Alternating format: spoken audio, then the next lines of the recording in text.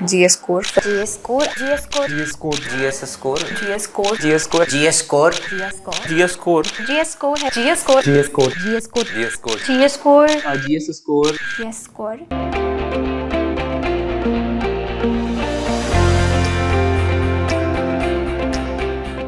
Hello everyone, I'm Vijeta B Hosamani. I'm from Karnataka and this time in the UPSC Civil Services exam 2023, I have secured the All India rank 100. So my UPSC journey has been a long one and today I want to share some of that with you. So in 2020, I gave my first attempt at UPSC, though it was not a very serious attempt, but I had studied quite a significant part of the syllabus and covered a lot of it. However, in that attempt, I could not clear the prelims. Now, I said that probably it is because I had not studied well enough and I blamed it on that. Next attempt was in 2021 and I was preparing from my hometown in Hubballi in Karnataka. And I was doing self-study for the most part and I had a group of 2-3 friends who were preparing along with me. And we used to have regular discussions on what to study and sessions on strategy. However, even in this attempt, I could not clear prelims. So now I gave it a good thought as to what is the problem with prelims. And the point was that I had done a lot of studying and my foundational knowledge was good enough. And I was doing well in mocks also. So I understood that maybe the problem is that it is UPSC that I'm not understanding enough. So in my third attempt, I focused on understanding the UPSC previous year questions. So now my focus shifted to understanding the exam pattern. And I did well on mocks. I did a lot of repetitive studying of previous year questions of prelims. And in this attempt, I was feeling that there's a good chance that I would clear prelims this time. However, on the exam day, again, though I was fully prepared this time, in my third attempt, I faced another obstacle, that is during the exam time, I probably was not as calm as one needs to be to clear the exam, given that this is a multiple choice questions paper and you have to use a bit of your logical reasoning also while giving answers, and a calm mind always helps. And here is where I failed again in the third attempt. So now comes the fourth attempt, which is this one in 2023. So having learned my lessons from all these 3 stages, so now I was prepared well enough to clear the prelims. So in this exam, I focused on the mistakes that I had done and I cleared prelims. Now my mains preparation this time, given that this was my first mains, but I had been studying for 3-4 years now. So my focus area this time was as to how I should ensure that I perform really well in mains and score well in every individual paper also. So my focus this time was after the prelims that I have to start practicing writing mains as many times as I can. So my mains preparation mainly was oriented again towards looking at the previous year questions. So having learned my lesson from the prelims stages, I understood that like in prelims, even so in mains, I have to understand what UPSC is demanding, what is the trend that is there in different papers in every year, and especially in my optional subject, which was law. So having graduated in law, I had chosen law as my optional, naturally because of my interest in the subject. But even in this optional paper, there were certain trends that I had to analyze, and even though I had done significant studying beforehand, before prelims, now was the time that I had to spend focusing on understanding what sort of topics are being asked every year, what are the themes that are very important, and how do I prepare for it. So understanding the exams and different stages is one bit, but what I want to focus on here in my journey is what is it that made me stay in this journey, in this exam cycle. So it is a long journey and I had faced failures in the early stages thrice. Yet I was so sure that I have to clear the exam. So perseverance does play a part, but along with that, there is something else. So, and this something is, as you might have heard other people also telling you, as to why they chose this exam to begin with. Given my graduation in law and having done quite several internships during my 5-year graduation course, I had already explored various career opportunities that I have in my own field. And then this decision that I had taken was a well thought out one, which is why I was very confident that the civil services is my calling and I have to be in it.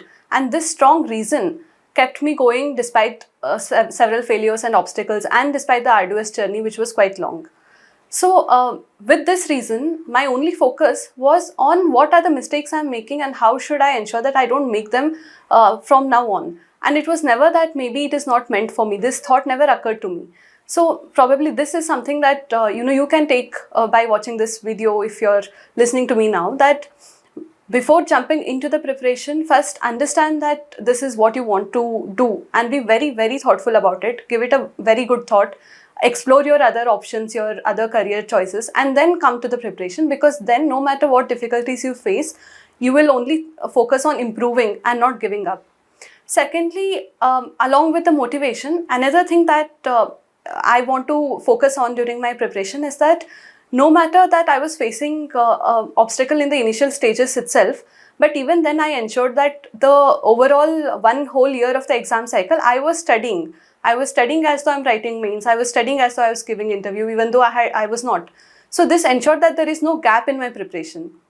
So for example, I used to keep a timer on my table all the time, and I used to track my study hours and only productive study hours. So I used to ensure that I'm doing at least 6-7 hours of completely dedicated studying. And I also was a part of some groups for tracking study hours, like probably using an app like YPT or Forest, and ensuring that you are putting in the hours regularly. So this helps maintain discipline, and it also does another important thing, that is you are in touch with all the subjects. Even though you have faced a setback in one stage, you do not miss out on being updated on various different studying that you need to do for the upcoming stages of the exam. So because of this reason, I was well prepared for my mains, even though this was my first mains. So now coming to the mains significant part and writing answers. So having had a strong foundation and studying, now I was focused on writing answers for the mains. So again here, I focused only on the previous year questions mainly. And in my earlier attempts, though I had subscribed to a test series, I realized that that is not going to be helpful, because like in prelims, even here I have to evaluate myself and where I stand, and I am the best judge of that, because once you have a foundational knowledge, you will understand whether you are able to put that into words, whether you are able to complete a paper, whether you are able to do justice to any given question, and more importantly, whether you are able to come back from a bad answer and then give a good answer in the next question. So all these things only you can do. So here I focused on doing that by myself. Initially, I began by writing just 1 or 2 answers per day and analyzing what are my strengths and weaknesses in terms of answer writing style. So am I good at that? And secondly, in terms of content, am I having enough content?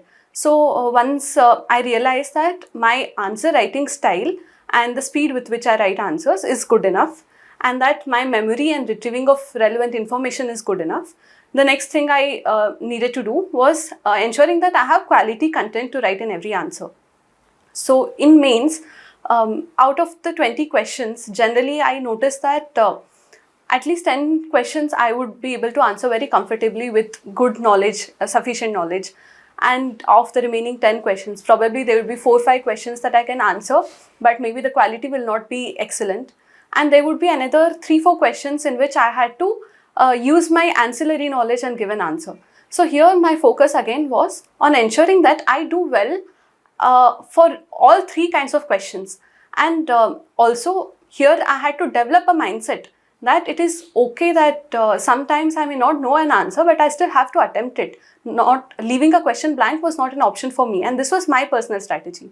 For some, it may be the other way around, and they may choose to leave an answer and do well on the remaining questions.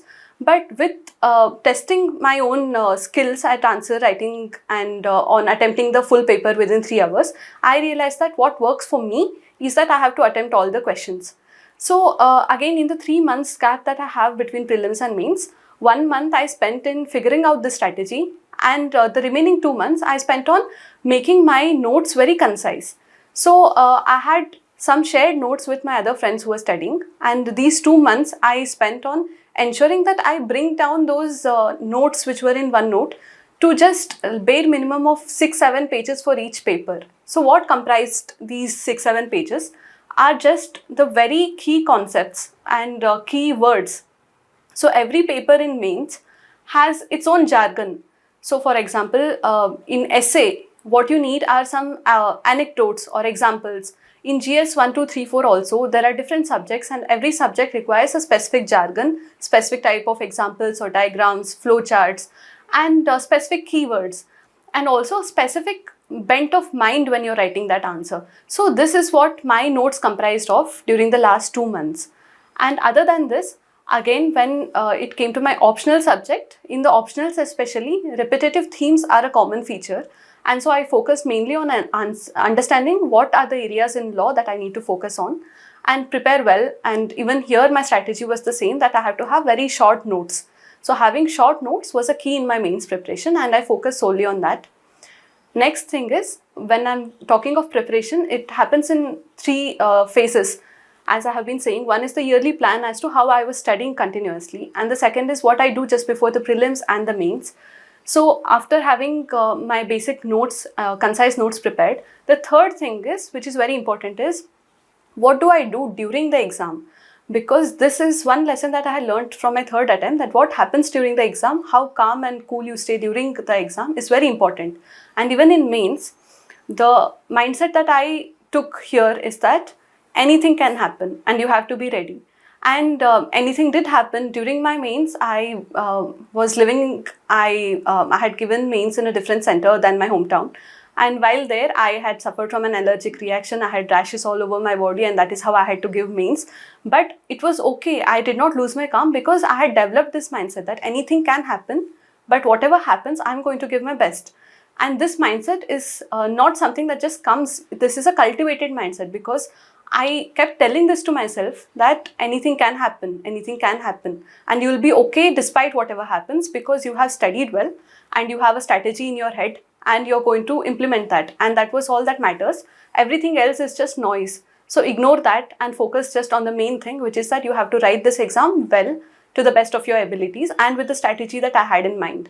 So this was the third, and I think probably the most important part of the preparation, that how do you approach the paper when you're actually sitting in the exam hall. So then after the mains, once the results were out and I had clear mains, so now came the interview part, and my interview was scheduled quite later in the interview schedule. So I had some time, 3 months time for preparation.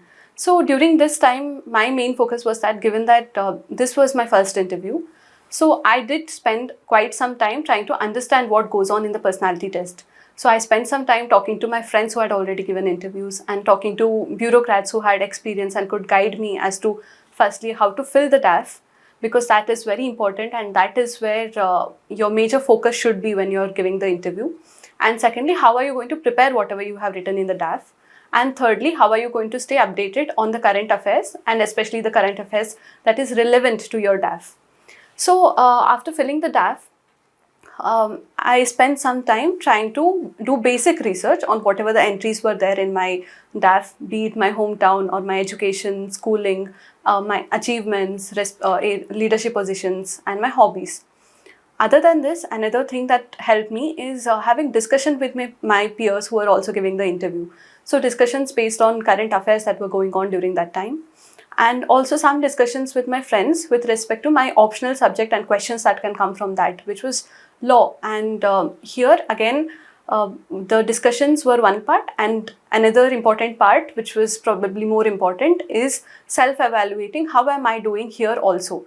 So like in prelims and mains, when we look at previous year questions, in the personality test stage, the previous year questions are the transcripts. So the transcripts of interviews of candidates who had given interviews in the earlier years, they become a good source for you to understand what can be expected of you during the personality test, what can be expected of a candidate who has some similar entries in their DAF. So be it with regard to your optional subject or your graduation subject or your state or even your hobbies, you can look at transcripts which have similar keywords, and then you analyze what kind of questions can be asked from you and how should you prepare for that. So how you should prepare means what is the depth to which you should prepare and what are the areas that you should cover. So the breadth and depth of every entry in your DAF is the starting point, and maybe for the interview stage that will be your syllabus. So given that you know the syllabus and you can have a fair idea of to what depth you can prepare based on the transcripts, you are set to go and you can prepare well. And then after discussion with your peers or in groups, then you can understand how you're doing on every different entry, how confident and how much knowledge you have on, say, your graduation subject or the current events that are going on or your hobbies. And whenever you find that you're lacking in content or you're lacking in confidence or you're lacking in delivery, you can improve on that.